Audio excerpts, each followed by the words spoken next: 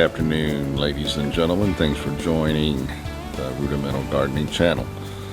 Had a rainy few days here in the garden area, and wanted to come out and let you see what's going on. The last video I had, last couple actually, I was talking to you about possible contamination with herbicide in my soil, and I was really concerned. I thought I was going to have to pull everything out, and because we were having lots of rain, I said, well, I'm going to hold off.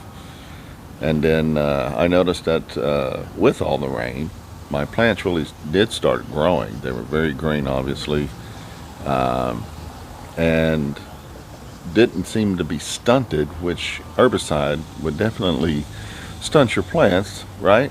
So I decided to leave it alone, let them do their thing. And so today when I'm out here looking at it, I see some positive trends. So let me show you what I'm talking about. All right, so here's my line of plants, and you can see they're very green. I still have some of that cupping on here, but it's not as bad, and the newer leaves here on the top seem to be much better shape, especially on this plant. This plant was really bad, and so I think letting the rain wash all of the stuff through the soil in the grow bags and it drained out. At this point, I think maybe I just had an excess nitrogen issue, which I've never had before, and so I was a little reluctant to call it that. But when my plants were starting to grow so much, I said, well, an herbicide is going to prevent that from happening, and you would have stunted growth, or your plants would just die if it was really bad. And and the other thing is, I am now starting to get fruit. Now, let's see, a couple of days ago, I did feed these a high potassium and phosphorus fertilizer, low on nitrogen, and because they're fruiting and stuff, I thought that'd be beneficial. And you can see I'm getting some Roma tomatoes here. Lots of flowers are popping up, and getting some peppers here. See there, and it looks like everything's starting to fruit, so this is a good sign. I'm happy to see this. I was really on the verge of just pulling all this out and actually throwing all the grow bags away.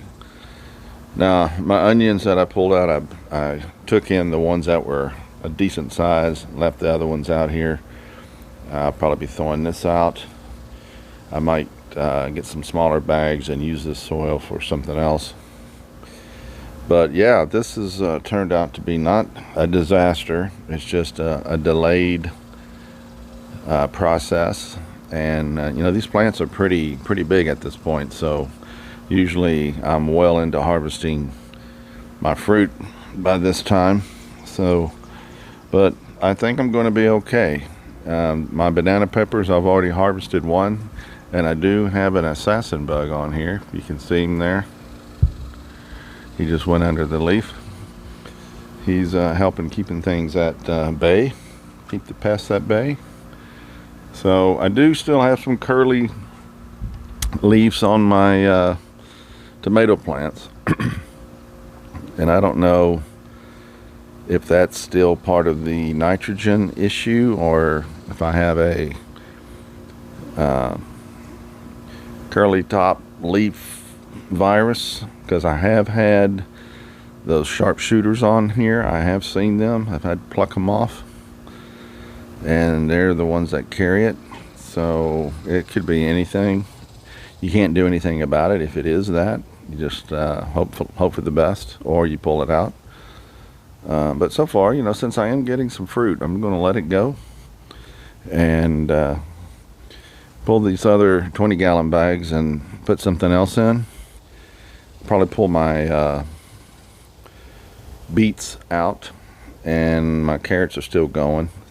Just let them grow. And but otherwise, you know, like this guy, he's got 3 peppers growing there. and more on the way. So just all of a sudden, there was this transition. So I'm glad I waited. I'm glad I didn't throw it out.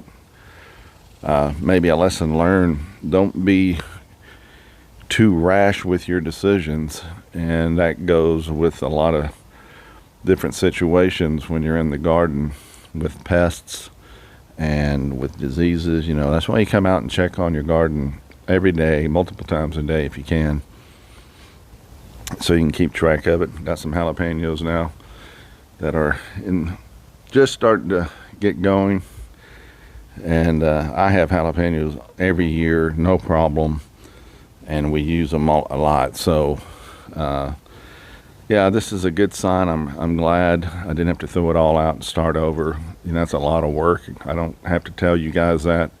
All of this was grown from seed, indoors. I didn't transplant it, and started having that issue. And I look back on how I prepared my soil and everything. I did it pretty much the same. I think I may have used a higher proportion of composted cow manure, just thinking I was using too much peat moss in my mixture. And maybe that was enough difference to create a excess nitrogen. I don't know. But I really didn't do anything different. But that being said, I'm going to continue with my season and let it go. We've had a nice, cool, very wet spring, which is unusual here in North Texas. So I'm going to enjoy the cool before it gets to the blistering hot. And I'll hopefully be harvesting some of this stuff on a regular basis in the next few weeks. So I'll give another update when I'm at that stage.